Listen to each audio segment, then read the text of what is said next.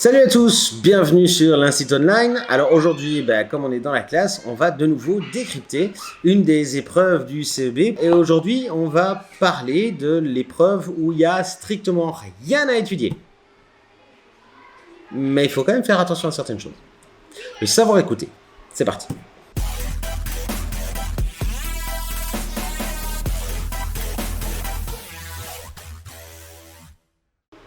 Suite à certaines questions que j'ai eues ou certaines demandes que j'ai eues via les autres vidéos, on m'a demandé de revenir sur le savoir écouter et on m'a demandé d'expliquer un peu comment ça va se passer. Alors, c'est ce que je vais faire maintenant, sachant que ça peut changer par rapport aux autres années, mais globalement, la façon de faire va être plus ou moins identique. Je ne connais évidemment pas le texte que vous allez devoir écouter attentivement, mais je peux vous dire comment ça s'est passé les autres années.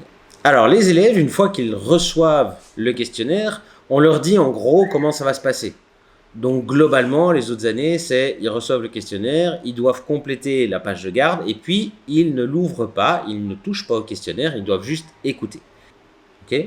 Jusque-là, ça va. Il faut évidemment être extrêmement attentif puisque il est possible qu'on vous pose des questions de détail sur l'histoire. Donc, forcément, il faut bien écouter.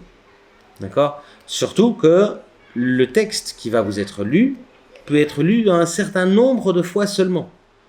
Donc, on ne va pas le relire plus que le nombre de fois qu'on est autorisé à le faire. Et on va certainement pas relire juste certains morceaux pour vous faire comprendre que les réponses se trouvent à certains endroits. Ça, c'est strictement interdit. Une fois que le texte a été lu une première fois, généralement, c'est une seule personne qui fait une lecture, puis c'est peut-être une autre personne qui fait la deuxième, mais on ne change pas de personne pendant la lecture.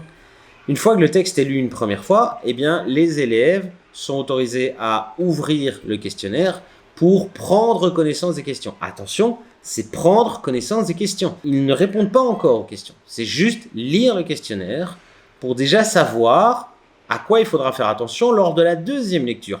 Parce que oui, il y a une deuxième lecture. Donc, première lecture, les élèves lisent les questions.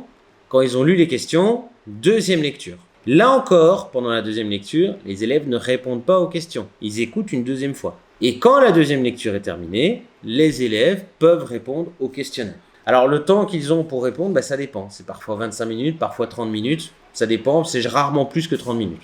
Puisque les élèves ont un temps limité, 5 minutes avant la fin du temps imparti, on dit aux élèves, voilà, il vous reste 5 minutes, donc maintenant, concentrez-vous sur l'essentiel. Faites attention. Une fois que le temps est écoulé, eh bien, les élèves rendent leur questionnaire et puis c'est tout.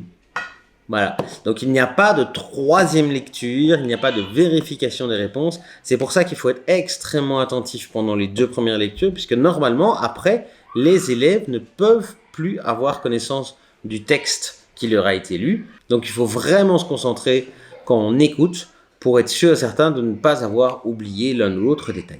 Et voilà. En gros, c'est tout ce qu'il y a à savoir sur le savoir écouter. Alors oui, c'est une évaluation où il n'y a absolument rien à étudier, mais c'est une évaluation qui peut vous faire perdre des points si vous la faites en mode touriste. Donc c'est vraiment le piège dans lequel il ne faut pas tomber. Il faut vraiment prendre ça comme une chance pour avoir des points supplémentaires. Parce que ça peut vraiment faire gagner des points si on le fait sérieusement. Donc voilà, j'espère que cette vidéo sur le décryptage du futur savoir écouter a été utile pour toi. N'hésite pas à liker la vidéo, à la partager si elle est utile autour de toi, à t'abonner si ce n'est pas encore fait. Et moi je te dis à très bientôt et bon courage pour les épreuves du CEB. Prends soin de toi. Ciao!